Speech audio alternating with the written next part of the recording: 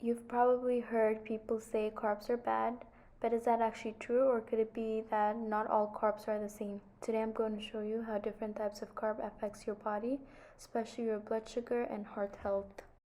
Are all carbs really bad, or is that just a myth? What if the type of carb you eat actually matters more than the amount?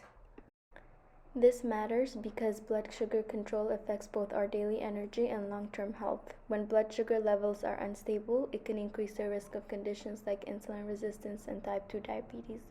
Over time, this can also contribute to cardiovascular diseases, which is one of the leading causes of death.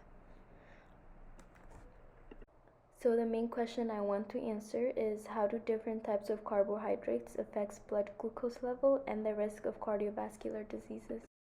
Carbohydrates can be divided into three main types: whole grain, refined grain, and added sugar.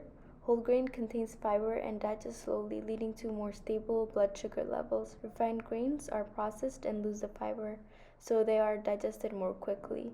And added sugar provide energy but very little nutritional value and can cause rapid spike in the blood glucose. After we eat carbohydrates, they're broken down into glucose, which enters the bloodstream.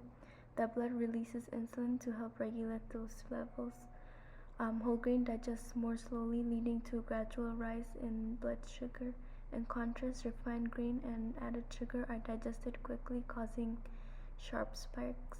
When blood sugar spikes quickly, the blood has to release a large amount of insulin to bring it down. Over time, this repeated pattern can make the blood less responsive to insulin, which is how insulin resistance develops. The graph helps show the different types of carbohydrates affecting blood sugar over time based on patterns seen in the research. To make this more real, let's compare two common meals. If someone eats white bread with a sugar drink, their blood sugar will rise quickly and then crash, which can leave them feeling tired and hungry again soon after. But if someone eats whole grain bread and fiber and drinks water, their blood sugar rises more slowly and stays stable, helping them feel full longer and maintaining steady energy.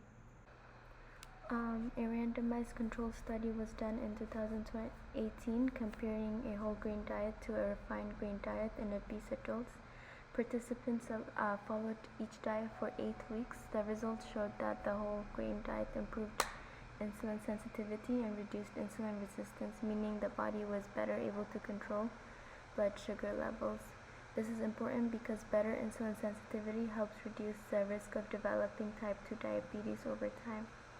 One limitation of the study is that it only included 14 participants, which meant that the result may not apply to a larger population.